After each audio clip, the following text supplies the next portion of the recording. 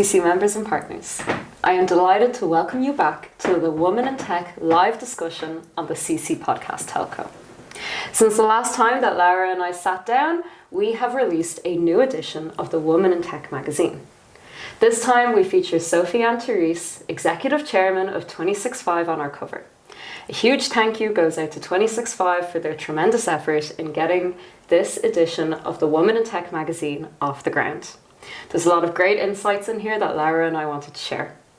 So Laura, how are you doing? Hi Eva, I'm doing very well. I'm excited about the spring, about all the media projects we've been working on, including this brand new magazine, Women in Tech magazine, which features Sophie and Therese on the cover and her brilliant leadership advice in her interview, where she emphasizes the different leadership styles between men and women.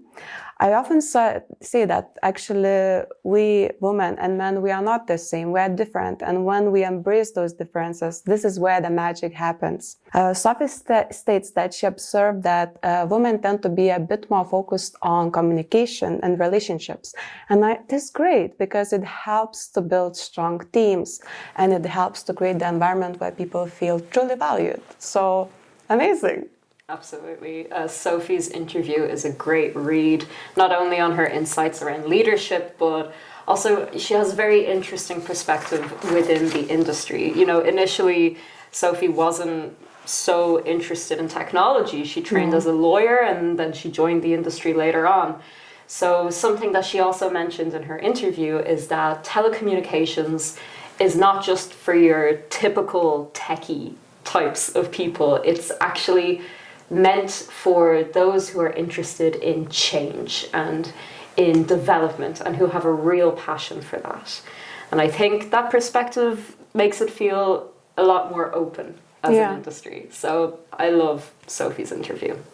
I also really enjoyed our contribution from Anastasia Ifanets from Lank Telecom. She has an excellent energy about her work. She is so passionate.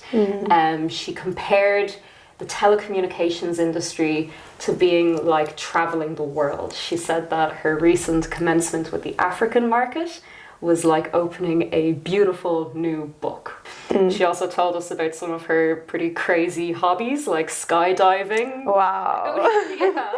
I didn't see that coming. We'll stay on the ground. We'll leave that up to her. But she's adventurous and she's open, and she sees telecommunications as helping her in continuing to broaden her perspectives and her horizons. So she had the following to share with us. I am always excited to learn something new, and that's a big part of working in telecom. Whether it's learning about new technologies or traveling to new countries, I just love the rush of dopamine that it gives me. So from what I read in her article, Anastasia is truly passionate about her work, and she's found how to make that work-life balance work for her. So good for her, but we'll leave the skydiving up to her still. Indeed, good for her. I've actually bumped into Anastasia at many of our GCCM events around the world, and I really love her passion and excitement for what she does. That is truly inspiring. In this Women in Tech magazine issue, we also feature Raluca Bercu, Customer Experience and Digital Transformation Advisor, who states that passion for what she does actually comes from her heart and not her head. And again, I think that's the unique strength of us women, to often choose what feels intuitively good on the inside and then simply magnetize people and opportunities that are truly aligned. I also loved when Raluca shared her leadership advice on trying to be focused more on being valuable for others, for your team, rather than becoming successful. What a great, brilliant indeed advice.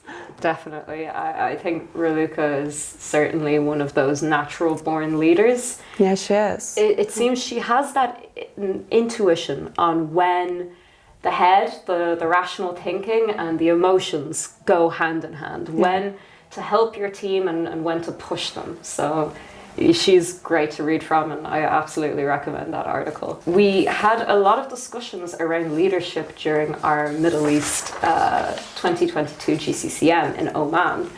It was then that Omentel shared the news with us that now, if you're looking at their wholesale business team, they are made up of, 44% women on the management team. Which, that's not just a great achievement for the region, that's a great achievement for the industry as a whole.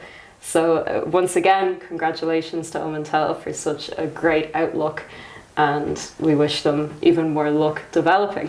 Aisha Al-Karousi from their team also featured on the role of women in the tech industry today and tomorrow panel.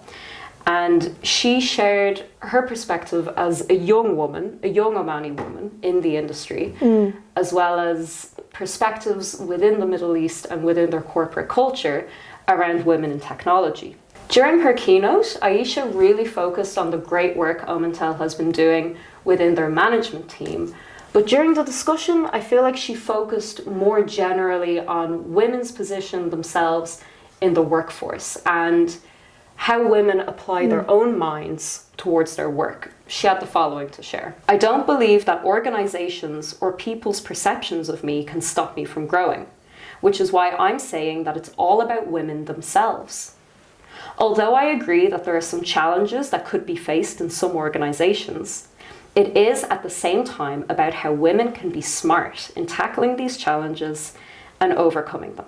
In this segment, in this Women in Tech initiative, we often hear from women in more senior positions, in further positions within their careers, how there have been moments where they have had to be clever to get ahead, where they have had to apply themselves on their own path to find their own way of progressing.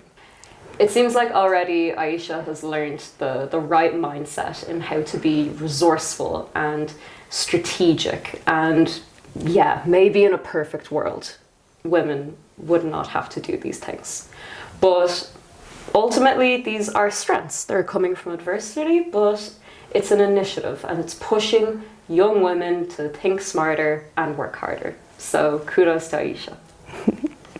Well done, Aisha. What stood out for me reading this discussion, which took place in Middle East, in our Middle East GCCM event, was how all speakers indeed emphasized the importance of having the support system. First of all, having the supportive parents growing up, and later on choosing the supportive partners. Eva from Anexo also mentions the importance of building your own supporting system and women looking out for each other in the industry. As humans, we are not completely independent, we are interdependent, and without correct support in place, it is hard to move ahead and to succeed, especially when venturing into new territories such as telco and tech for many women. In this issue of the Women in Tech magazine, we really managed to pinpoint a topic that we had kind of previously brushed on, unconscious biases. It was really Veronica from Telco Managed Services during that same Omentel session who really emphasized this. And her input during that session is incredible. I really recommend everybody to go read it. Another one of our contributors who also touched on this, and in a very personal way, was Caro Aschemeyer. So she is CEO and founder of Deutschfuchs. It's a e-learning platform, and it's edtech, and it's helping users learn the German language. She founded and operates this platform alongside her husband. And here's where the kind of real world experience of these unconscious biases comes in. She has noticed that when discussing Deutschfuchs and her team with outsiders, they will often raise the issue of what happens when you have a child. Well, her response is, why aren't you asking my husband that as well? And there you have, I think, one of the biggest unconscious biases that women face in the workforce, the issue around children and the issue around childcare. I mean, Caro calls it a kind of typecasting and something that locks women into a certain role. She worded it as such from her first-hand experience. The question of who will take over my role in the company when I have children has been asked more than once. But the fact that these children would also have a father is not at all up for debate.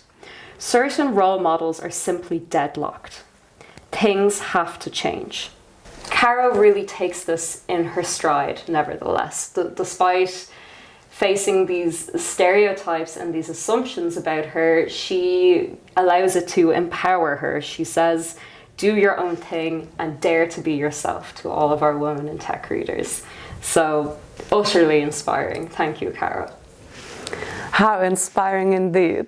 I love her advice. I would also like to mention that in this magazine we featured a new section called We Are in This Together with the male contributors.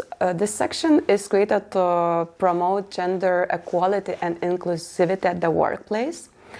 And without men supporting women in the industry, we cannot go ahead. And by support, I mean both at home and at the workplace. And you know who our first contributor is? Fabrizio Solanitri from Horizon. So well done, Fabrizio, for being first one on this. And we're looking forward to see how this section will evolve. Yes, Fabrizio has the honor of being our first male contributor towards the Woman in Tech magazine. He revealed that as a leader at Horizon, he prefers to take a more gender agnostic perspective towards work and his employees. And this is a same point of view that has been shared by female leaders in the past. Nasia Skula-Kariti from GTC and Sabina Majeric, also from Horizon, have shared similar perspectives. Fabrizio has previously commented, as a CEO, I consider all of us telco professionals. So when hiring, I pay attention to the brain, not the gender. That is the reason we have women on all levels at Horizon, from interns to C-level. Well said, Fabrizio. I love it. I'm pleased to see men now contributing to our initiative, and actually I'm very curious to see how this whole project will evolve further. I love seeing us grow, expanding, learning every day. And I'm just curious what's next. I'm curious about the projects and everything. Everything. We're curious for everything that's coming down the road. And hopefully we can continue to keep you guys looped in with this format. For now, though, I will say, Laura, congratulations once again on another excellent issue of the magazine. It is really Laura who gets this content together and makes it happen. So congratulations. We really appreciate it. And we are going to keep you updated on all progress with the upcoming Woman in Tech magazine. There will be another issue coming out very, very soon, and more updates are to follow. For now, though, thank you again to 26.5 for sponsoring the Woman in Tech initiative. Thank you for taking part in something so meaningful for our community as well as at our events. And for all future updates, keep in touch with us via our social media channels and via the CC website. Thank you very much for watching and for tuning in. Ciao for now. Thank you, Eva, and bye everyone.